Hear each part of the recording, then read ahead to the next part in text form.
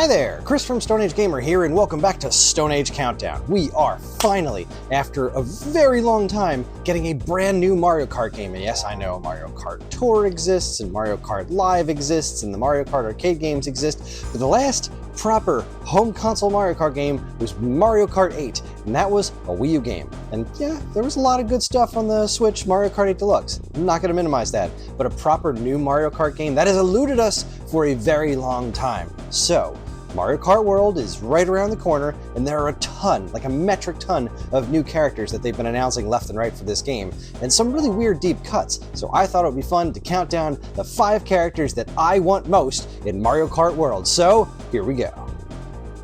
Number 5. Professor Egad. Professor Elvin Gadd has been around since the GameCube era and has made a real name for himself in the Mario universe.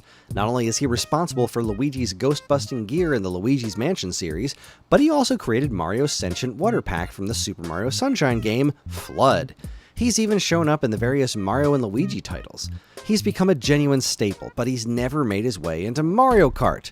But he did come close. He was supposedly almost on the roster for Mario Kart DS before being switched out for Dry Bones for some reason. But no matter his karting history, Egad is a perfect fit for the series. A lot of the new characters in World are enemies, so having another protagonist on order would be a fantastic addition. Number 4. Flood. Speaking of Egad and his inventions, let's get Flood on a cart. I have had thoughts of Flood maybe being a new item in the game, but I like the idea of it being a character even more. Why? Because like so many other player options in Mario Kart World, it's completely insane.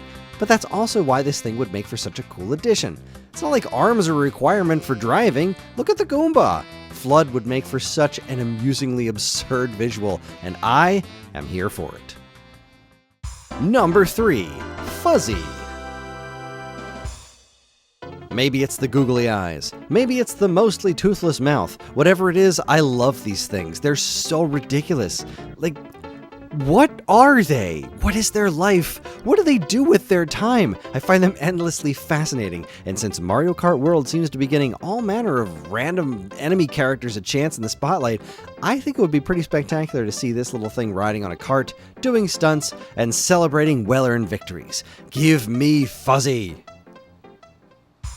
Number 2. Tatanga. Alright, this one's quite a bit of a long shot, but hear me out. Way back in the old days, Mario didn't just have run-ins with Bowser over and over again. There were other villains, and it was wonderful! Tatanga is the villain of Super Mario Land, the game where Daisy originated from, and he also appeared as a regular boss character in Super Mario Land 2 6 Golden Coins, the game where Wario originated from. Both characters that have spent plenty of time in Mario Kart.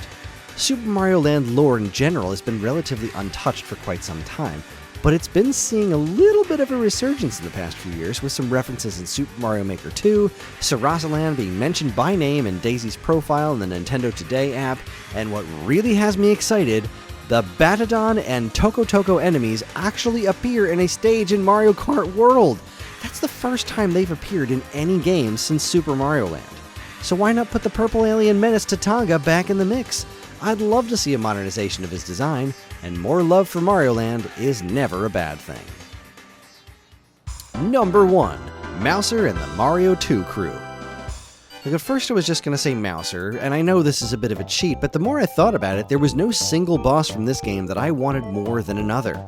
Okay, maybe Claw Grip is kind of low on the totem pole, but whatever. Super Mario Bros. 2 has such a weird relationship with the greater Mario universe, because Pokey, Shy Guy, Sniffit, Birdo, Ninja, they've all been making regular appearances in Mario games for ages.